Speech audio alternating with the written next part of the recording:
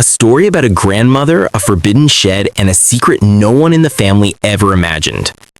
Grandma Mabel was the kind of woman everyone loved. Soft-spoken, gentle, always smiling. But she had one rule, a rule so strict that even the bravest kid in the family wouldn't dare break it. No one goes near the shed. She never raised her voice, except when it came to that shed. It was always locked, always watched, and whenever someone asked about it, she would give the same calm answer. Just old tools. But there was something in her voice, something serious that made everyone back off. When Grandma Maple passed away at the age of 90, the family gathered to clean her home. Everything felt quiet, almost too quiet.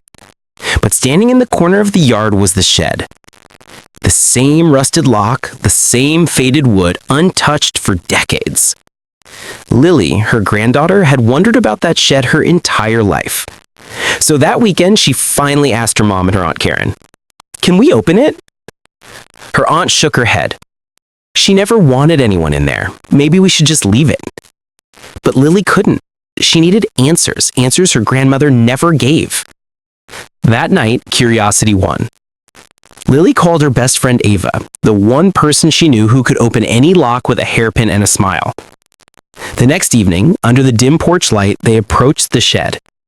Ava worked on the old lock for only a few seconds before the door creaked open, releasing a cold breath of air, and what they saw inside froze them where they stood.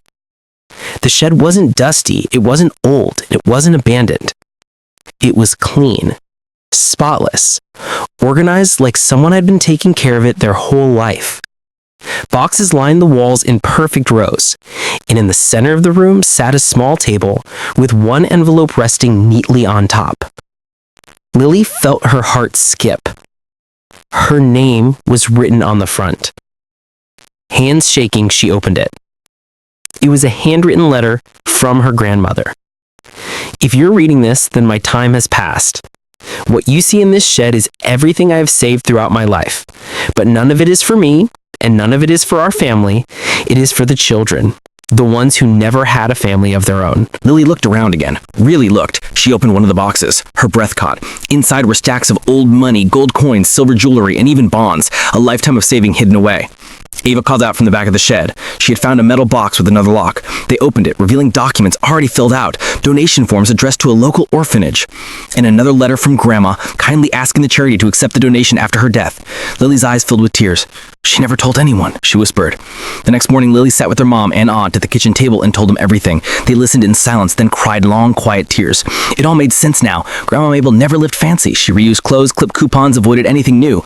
But all along, she had been saving not for herself, not for her family, but for children she had never met. With the help of a lawyer, the family honored her final wish. The entire donation went to the orphanage. Months later, the orphanage opened a new library and newly built rooms for the children.